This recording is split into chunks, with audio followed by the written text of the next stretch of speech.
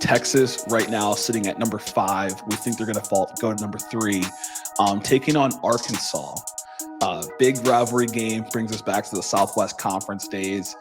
Can Texas keep it rolling in Arkansas? And how important is this game for Sam Pittman, and what does it mean for the Arkansas tenure? Texas in this game, it's a good opportunity for them to continue to build the resume. Arkansas is a team that, as we've talked about them, they could have performed better with the talent that they have. So when you ask the question, what does this game mean to Sam Pittman? I've been looking at odds where he's one of the coaches kind of in the top 5 right now to be the next one on the hot seat, the next one to lose his job. And I think it's a result of what he's done with the level of talent that he has on the field. And it hasn't been performing to the level that they can. Now, there's been some injuries. We can talk a little bit about those for this game.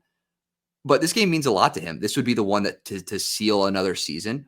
Yep. A loss here, even though they're expected to lose, it's at home. The fans don't want to see that, especially if you get your guys back.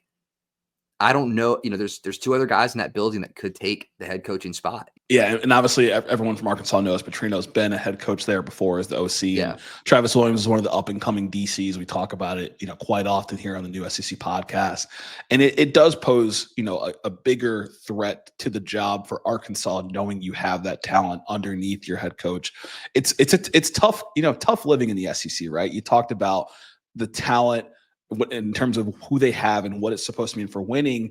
Just recruiting well is not enough in this conference. You have to win with the talent around you, and the expectations looking at who they have, Taylor Green and the likes, is why he's in this position. They're sitting at 3-3 in the conference, 5-4 overall. And you have Texas coming in here. Quinn Ewers coming off of a 5-touchdown performance against Florida. This Arkansas defense has shown to give up big passing performances against guys like Garrett Nussmeier. And so I would expect a lot of that to kind of happen again in this game, unless, this defense can turn it around. Yeah. And the defense right now, like we talked about the injuries, Taylor Green's back at practice, Jaquindon Jackson back at practice, but on defense, Jalen Braxton, cornerback there, he's expected to practice this week, which they sure hope so. When he's been out, they're averaging about 370 yards given up in the air. Now, when you're looking at what this defense needs to do to step up against Texas is a pass-first team. They ran well. Their best running performance was last week against Florida, so they're starting to click a little bit there. Arkansas is pretty good at stopping the run, right? Yep. Like their DBs are getting involved in run stuff. They have good linebackers. They're able to stop that. But teams are throwing on them. Like teams, especially as of late, have been throwing on them. And if Texas does what they did like last week against Florida, that's going to be tough to stop if you are Arkansas. Even if you get Braxton back, you have Jaheim Singletary, you have those guys out there playing corner, but they're not keeping up defensively. Yep, and we saw that against LSU, like we mentioned with Kyrie and Lacey, going for a touchdown or two. That's going to be the major key for this game. Is not so much what Arkansas can do offensively. Is this defense going to allow them to stay in the game from an offensive perspective with guys like Taylor Green and Jaquindon Jackson coming back? Any final thoughts on this game with Texas and Arkansas? And I just want to make sure I say this: the spread right now is 13.5 and not 9-9. So yeah, it could shift. It could shift at some point depending on when these guys get called, whether their number gets called to be playing in the game once we see the reports come out, Wednesday, Thursday. I think for Arkansas, if Braylon Russell and Jaquindon Jackson are healthy enough to play or healthy just in general, I don't think that Texas has seen that caliber of running back yet this year at all. Michigan has it there. They didn't bring it out of the stable. But in this one right now, that's going to be the key. If Arkansas can run the ball effectively, they're going to have a hard time throwing it. I think, Texas right now is probably one of the best, if not the best corner in the country. In Jahdae Barron, 36 targets, no touchdowns. They're going to have a hard time throwing the ball. They're going to need to run. But I think that right now, Texas, they're playing for that spot. They're number 3 in the country. They're going to be a tough team to stop if they play anything like they did last week. Yeah, and this Texas team, it's sometimes hard to get a read on because you talked about that top corner of the country. This Texas defense is a no-fly zone. They've only allowed 3 passing touchdowns all season, but you then start to look at the opponents they've played against, and you don't see these super strong quarterbacks.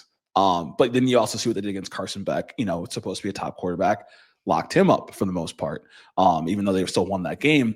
So we'll see what they can do with Taylor Green and when it comes to this defense. But this Texas defense is really strong, like you mentioned. Yeah. So, if you're Arkansas, It's important to run the ball. It's also important to pressure the quarterback. That's what Georgia did to beat Texas, was get pressure on the quarterback. They had 7 sacks in that game, consistent pressure. They made Ewers throw close to home. He wasn't getting the ball downfield to his multitude of targets. So, they might struggle to run a little bit against Arkansas. So if you're putting pressure on the quarterback, that puts you in a winning situation. But if you're Texas, you got to spread the wealth, hit all your targets. That's how Ole Miss ran Arkansas down, is getting guys out of position. They have talented guys all over the field on Arkansas's defense. Ole Miss got them all out of position. And I think throwing to a bunch of different guys like Ewers did last week is the way to do that.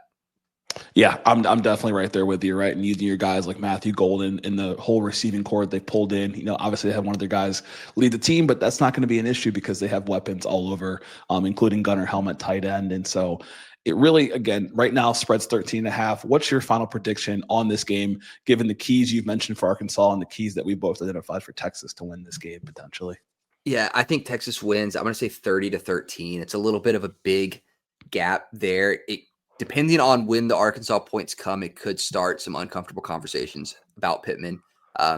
If it's a game like last week for Texas where they get out big early, there could be some different feelings from the Arkansas fans. Yeah, I'm gonna say similar score, 42-13. I think Texas is rolling right now. I feel like this offense is on fire. I think it'll be close in the beginning, but Texas has a big second quarter and just blows this thing out of the water. So 42-13, Texas, they cover. So we'll see what goes on in Fayetteville.